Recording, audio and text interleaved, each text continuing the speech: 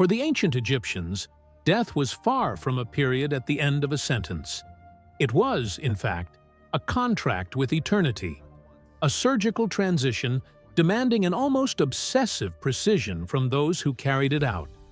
Every wrapped bandage, every whispered prayer, and every meticulously extracted organ followed a 1,000-year-old playbook designed to ensure the soul's survival in the afterlife. The method was sacred. It was foolproof.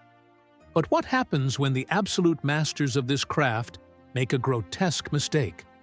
Or, even darker, what if this so-called mistake wasn't a twist of fate, but a cold, calculated punishment meant to erase someone from the very fabric of history? What we have here is the record of a torture that blatantly ignores the boundaries of a dying breath. Before we descend into the dark vaults of this mystery, please leave a like, subscribe to the channel, and let us know in the comments if you believe that certain debts are still collected even after death.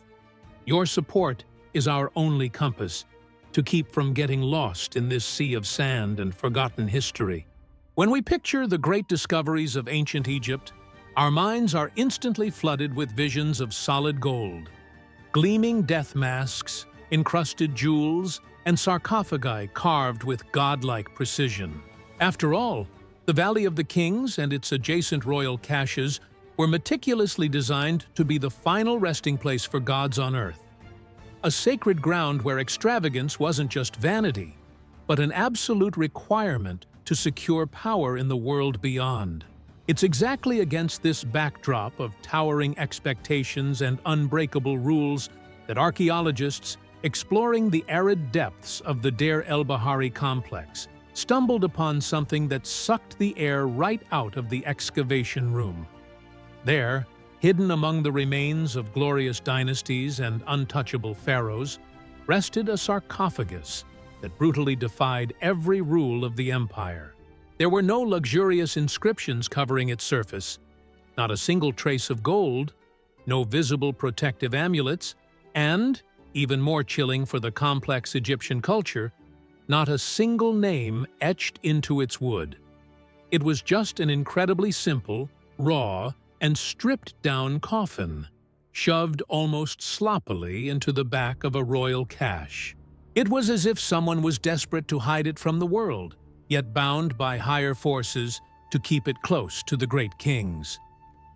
But there was a much heavier detail to this story. In ancient Egypt, the absence of a name wasn't just a bureaucratic oversight. It was the direct signature of a curse. Without a name, the spirit couldn't be summoned, couldn't be judged by the gods, and, consequently, was doomed to wander in the void. Yet, the true horror, the one that would turn this discovery into one of the darkest forensic investigations in modern Egyptology, was still locked beneath the opaque lid of that lonely coffin. Upon removing the barrier that separated the present from a grim past 3 millennia old, archaeologists didn't find the calm, serene face of a monarch resting for eternity, as custom dictated. What stared back at them, emerging from the dust of time, was the deeply disturbing figure of a mummy with its body rigidly contorted, its face locked in an expression of indescribable agony. The jaw was ripped open, the lips pulled back over severely exposed teeth, and the head tilted back in a silent scream that seemed to echo through the cold stone. And it was in that exact moment that researchers realized they weren't looking at a traditional burial. They were looking at a pristine, 3,000-year-old crime scene. This man hadn't simply died and received the standard funerary rites of passage. He had been subjected to a violent process, a punishment that went way beyond the simple end of life. That gaping mouth wasn't some macabre quirk of nature. It was the anatomical reflex of a brutal end and a rushed embalming, dripping with hatred and utterly stripped of reverence. We were standing before the physical footprint of a conspiracy of staggering proportions. What lay there, screaming in silence under the glow of flashlights, was the first pulled thread that would unravel the largest, most systematic political cover-up of the ancient world. It proved that the desert sand can hide a lot of things, but it can never silence the truth forever. To grasp the gravity of what happened to this man, we need to take a step back and look at the rules of the game. In ancient Egypt, mummification wasn't just some standard funerary service a family ordered to check a box. It was the absolute bedrock of the spiritual engineering of an entire civilization. We are talking about a meticulous, almost obsessive ritual that lasted exactly 70 days, led by elite priests who doubled as doctors, anatomists, and true guardians of souls. Technical precision was non-negotiable, as any deviation from the playbook could cost the deceased their immortality in the court of Osiris. The brain, considered useless for the afterlife, was patiently drained through the nostrils using thin bronze hooks. The vital organs, the liver, lungs, stomach, and intestines, were extracted with unmatched surgical care, washed in palm wine and rare spices, and then housed in elaborate canopic jars to be placed under divine protection in the tomb. The body, packed in pounds of natron salt to completely dry out, was then purified and wrapped in hundreds of yards of the finest linen available, layered with dozens of gold amulets to ward off demons in the underworld. It was, essentially, mankind's ultimate quest for physical perfection against the relentless march of time. But there was a deeply disturbing detail in the case of our mysterious protagonist, initially dubbed by Egyptologists as Unknown Man E, and, much later, identified by DNA testing as Prince Pentawere. When forensic experts began analyzing the preservation of this mummy, what they found was the historical equivalent of a hit and run. Absolutely everything that defined the sacred Egyptian standard of excellence had been thrown out the window without a second thought. The treatment of the body reveals an absurd rush, almost as if the embalmers were thoroughly disgusted by what they were touching, desperate to ditch this foul-smelling corpse before nightfall. Instead of the perfumed oils and high-grade resins imported from Lebanon, which guaranteed flexibility and tissue preservation across the centuries, Man E's body was slathered in a cheap, dark, bottom-of-the-barrel resin. And it wasn't methodically applied with brushes or cloths. The substance was literally dumped over him in a haphazard way, pooling grossly and drying totally unevenly. It awkwardly glued his limbs together, turning a noble attempt at preservation into a grotesque freak show of neglect. The problem is, amateurism in the upper echelons of the Egyptian clergy back then simply did not exist. These men knew human anatomy and the chemistry of corpse preservation way better than many modern academics. Therefore, what we are looking at isn't a mere rookie mistake, a clerical error, or just a bad day at the office in the embalming tents. It was a purposeful, surgically orchestrated sabotage, and the definitive, undeniable proof of this macabre boycott was hiding right inside the corpse itself, violently breaking every divine, religious, and even sanitary law of the time. Prince Pentaware's brain and internal organs were never removed.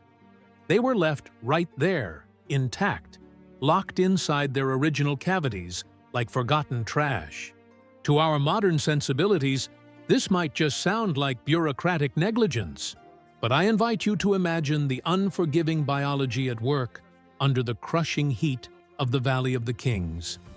By sealing the body in thick resin without removing the bacteria-ridden viscera, the priests created a literal organic pressure cooker. The prince's internal organs began to rot rapidly inside him. The gases of putrefaction violently expanded his chest and abdomen, straining the linen bandages, while toxic fluids from the decomposition ate away at his flesh from the inside out. This triggered a visceral deterioration and an unbearable stench of death. That mummification, by its very definition and purpose, was supposed to prevent. It's a dark irony. a harsh message delivered in the form of decaying matter. The exact process designed to cheat death and glorify the body was perversely weaponized to speed up his physical humiliation.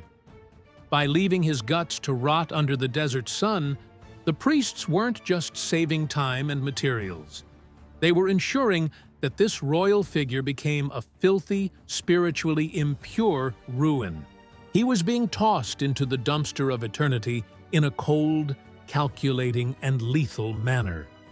But if this blatant neglect of his organs already sounded like an ironclad certificate of pure hatred, the physical marks that medical examiners would soon find around his neck would completely shatter everything we thought we knew about his final moments on Earth. If the repulsive presence of rotting organs left inside his abdominal cavity already handed us undeniable proof of sabotage, what modern pathologists found when they turned their lenses, X-rays, and CT scanners to the man's physical structure elevated the mystery from mere neglect to a scene of brutal execution. Imagine the tension in the lab. Under the cold glow of the monitors, the body that had been locked in darkness for over 3 millennia finally began to speak, detailing the extreme violence of his final waking minutes. Analyzing the mummy's cervical region, experts noticed anomalies that were impossible to ignore. There were deep marks, grooves, and fractures in vital bones around the neck, indicating lethal constriction. This royal man, frozen in a silent scream, didn't die of a fever in the comfort of his palace, nor did he fall in heroic battle on the desert sands. He was brutally asphyxiated. The evidence points relentlessly to death by hanging or manual strangulation. And this completely upends everything we know about how the ancient high hierarchy was handled. In ancient Egypt, a prince had an almost untouchable status. Spilling royal blood was a colossal taboo. Taking his life by squeezing the air from his lungs wasn't just a technical maneuver to avoid blades. It demonstrated a clear, chilling intent to break him, downgrading a figure of supreme power to the level of a common street criminal sentenced to a humiliating end. But the problem is, within the ruthless logic of that human meat grinder known as the Egyptian theocracy, the destruction of the physical body was just the warm-up for a much darker crucifixion. For enemies of the state, the end of biological life was only the beginning. The greatest offense committed against man-E, the ultimate betrayal that would push him over the edge into the abyss, came long after his corpse was thrown onto the embalming tables. When archaeologists began to carefully inspect the remains of the bandages hiding the body, they ran headfirst into a detail that would make any seasoned researcher's jaw drop. This strangled corpse was not wrapped in miles of the purest white linen, that incredibly expensive fabric representing the absolute purification of Osiris, and a stamped passport to eternal life. Instead, after receiving a bath in that cheap resin, the prince's body was roughly wrapped in a thick, heavy sheepskin, or possibly goatskin. And it's exactly here that what might look like a simple cover-up transforms into an explicit, venomous, and irrevocable damnation. For the masters of the occult, tossing an animal's skin over a dead royal was light years away from a logistical error due to low supplies at the temple. It was a meticulously calculated spiritual offense, a dirty hit job drawn up by the cruelest minds of the era. For you to truly grasp the size of the black hole this prince was thrown into, we have to put ourselves in the shoes of that society and understand their deepest aversions. As much as tanned animal skins were widely used by everyday people to fend off the freezing desert cold, these items carried a heavy stigma inside divine grounds. They were strictly classified as ritually impure materials. Classic records from historians like Herodotus make it crystal clear that there was an absolute revulsion toward allowing animal-derived fabrics into sacred tombs. The wool and hide of flocks symbolized the odors and inherent corruption of the world of the living. Therefore, They could never cross the rigorous threshold of purity required for the transition to the afterlife. To be brutally honest, wrapping a royal mummy in sheepskin was the exact modern equivalent of rolling an adversary up in a biohazard bag and dumping him in a landfill, with the added bonus that, in the Egyptian mindset, the intention was to irreversibly contaminate the very essence of his soul. The priests in charge of this dark op knew with their eyes closed exactly which self-destruct button they were pushing. They weaponized the sacred tools of mummification, turning them into a chemical and religious dirty bomb. By tying that impure animal carcass over a strangled man with rotting organs in his belly, they were stamping a curse right on his forehead. They were screaming to the unforgiving judges of the underworld, "Look at this abomination. This man is trash, tainted, and entirely unworthy of crossing the gates of light." It was documentary proof that, against all odds, certain debts did not end at the grave. To truly understand the sheer terror of this damnation and why this exact point is the dark climax of our story, we need to step outside our pragmatic modern worldview and get inside the head of an Egyptian from 3,000 years ago. The physical humiliation, the violent strangulation marks, and the use of the impure sheepskin we just dissected were, in the harsh reality of that era, merely the gateway to an infinitely worse hell. There was a much deeper, far more terrifying layer to this sabotage orchestrated by the clergy. In the intricate worldview of ancient Egypt, biological death was far from a final fade to black. It was just a painful comma, a temporary speed bump in the long journey of human existence. In order to keep living, breathing, and enjoying the wonders of the afterlife, your soul, which was a highly complex mechanism divided into several vital parts, the two main ones being the Ba and the Ka, desperately needed a material anchor. The Ka was your endless life force, the divine spark that animated a human being from birth. The Ba, on the other hand, represented your personality, your unique essence. Often depicted as a bird with a human head, it possessed the extraordinary ability to travel freely between the light of the living world and the shadows of the underworld. But for this spiritual dynamic to work flawlessly, for your essence to avoid simply evaporating into the vastness of the cosmos, the Ba and the Ka absolutely had to return to their physical body every single night to recharge. The corpse functioned as a literal, undeniable anchor for the soul. And that is exactly why the mummification technique had to be foolproof. The face and physical form had to be meticulously preserved so that the soul, soaring through the pitch-black tomb, could instantly recognize its own vessel. If the flesh rotted away to nothing or was severely disfigured, the soul would be left homeless, wandering aimlessly, slowly losing its sanity until it vanished completely. And that entirely shifts how we view the calculating rush and blatant disrespect of those priests in the embalming tent. By letting Prince Pentaware's organs boil and rot inside his own belly, and by wrapping his cheap resin-soaked flesh in an impure animal skin that blocked any flow of divine blessing, they weren't just destroying the matter in some passive-aggressive way. They were blowing up the anchor. They were ensuring, with absolute technical and magical certainty, that when this man's Ba descended from the heavens looking for the vital comfort of its physical shell, it would find only a grotesque ruin.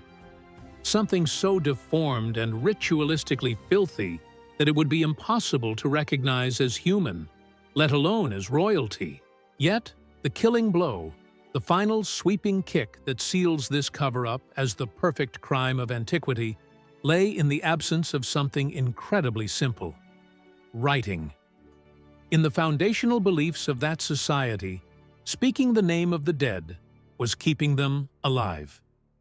Your name, or your Ren, wasn't just a social ID badge. It was the hard, vibrating core of your existence in the eyes of the universe.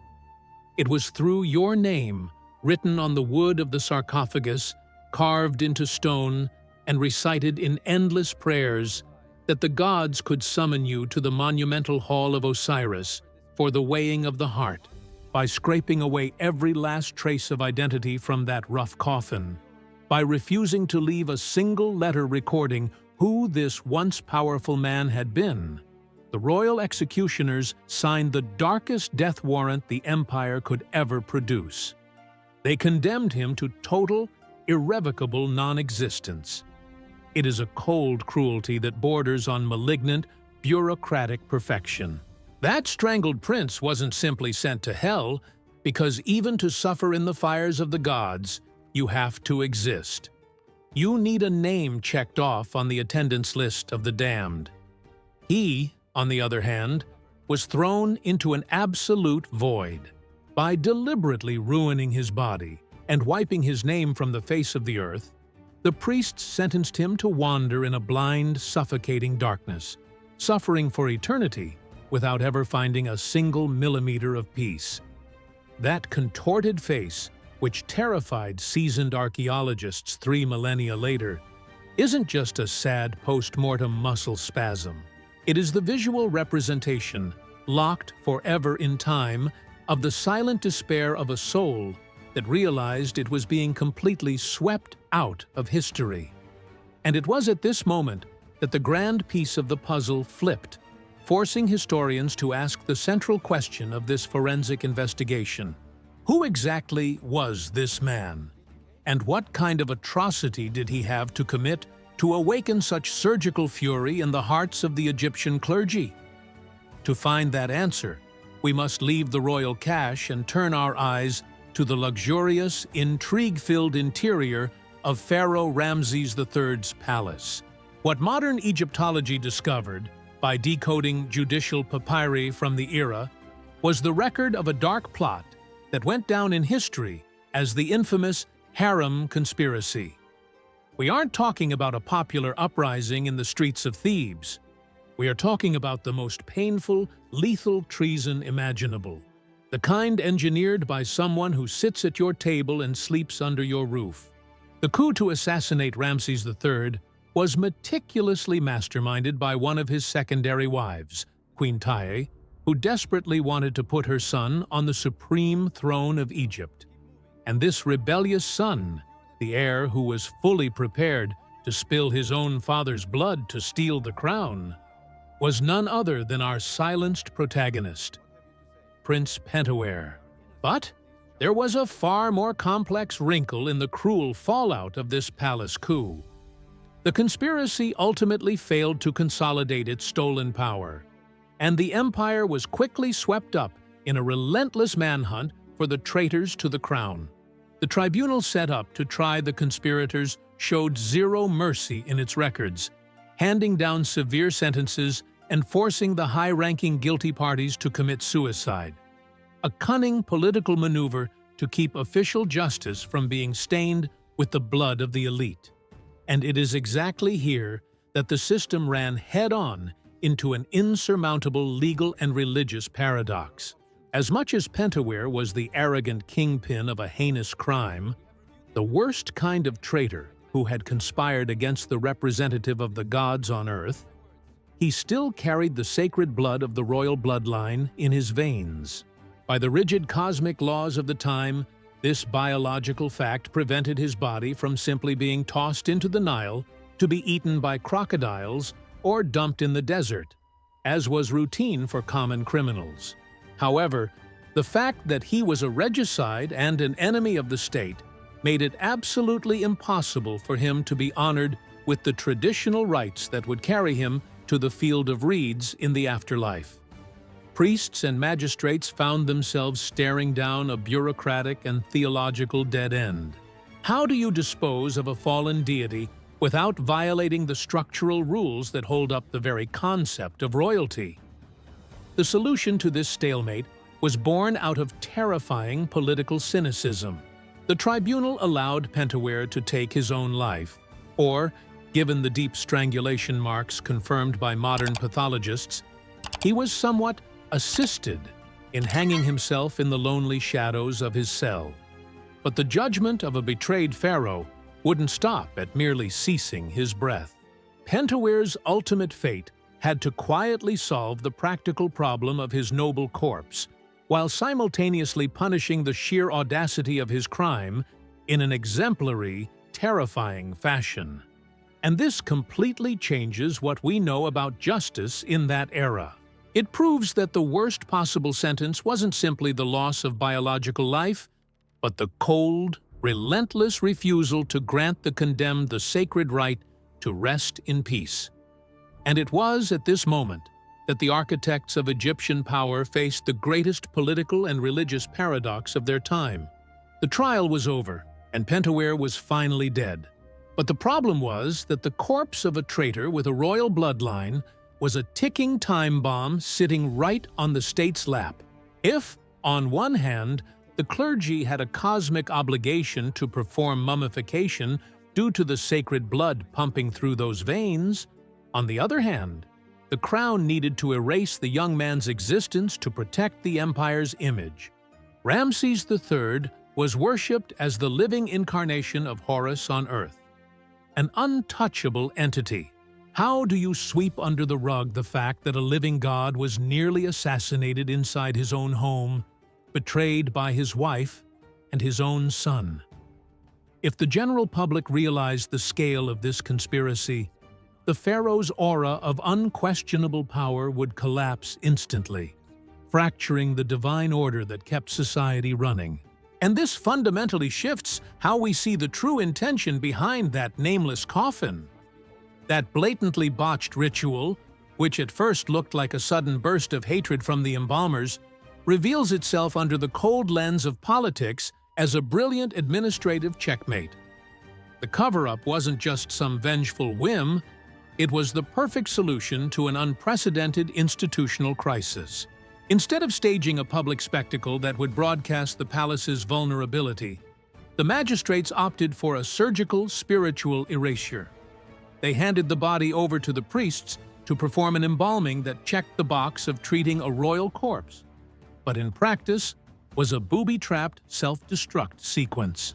They rushed the resin, let the visceral rot take hold, and sealed his fate with the impurity of sheepskin.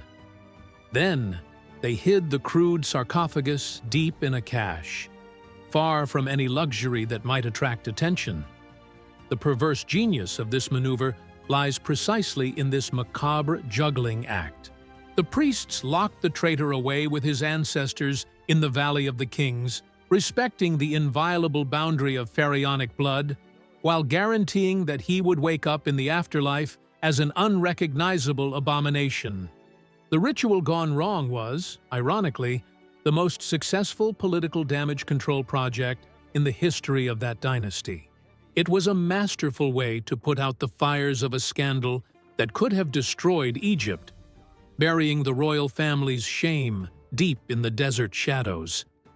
The guardians of the throne believed they had solved the impossible equation, sentencing the prince to eternal oblivion so absolutely that the world would never know of the great pharaoh's momentary weakness. The stage was wiped clean, and the curtain of time had fallen on Pentuer. More than 3,000 years have passed since the heavy door of that royal cache was sealed, burying Prince Pentuer in the darkness that was supposed to be his eternal punishment. When the priests of Ra tied that impure sheepskin over his ruined body and scraped his name from the raw wood, they were absolutely certain of one thing. They had erased this man from the fabric of the universe. The intention was crystal clear, and the method seemed foolproof. They destroyed his rite of passage, hid his sarcophagus under tons of rock, and cursed his soul with the ultimate impurity, believing wholeheartedly that he would vanish forever into the unforgiving sands of time, dissolved in absolute oblivion. But history, as we well know, has a relentless sense of irony when dealing with the powerful. The perfect plan crafted by those guardians of order failed in a way they could never have fathomed in their worst nightmares. After all, it was exactly that absurd rush in the embalming, the glaring error of letting his organs rot, and the bizarre punishment of asphyxiation that turned him into an irresistible scientific and archaeological anomaly to modern eyes. That contorted face, that silent scream frozen in eternity, was the exact thing that saved him from the abyss. The man the monumental Egyptian empire tried to erase, censor, and make the world forget is, today, one of the most famous, fascinating, and exhaustively studied mummies in all of human history. The forced anonymity, engineered to be eternal torture, granted him a paradoxical immortality, one much louder and more present than that of dozens of pharaohs resting in peace beneath heavy masks of gold. We've reached the end of another mystery. If this intricate web of power and cosmic irony made you reflect on how time always finds a way to rewrite the truth, I ask you to leave a like and subscribe to the channel. Also, drop your thoughts in the comments. Do you believe that being forgotten is truly the worst of punishments? Or can the memory of a crime survive even the fury of the gods? Take care, and until our next deep dive into the past.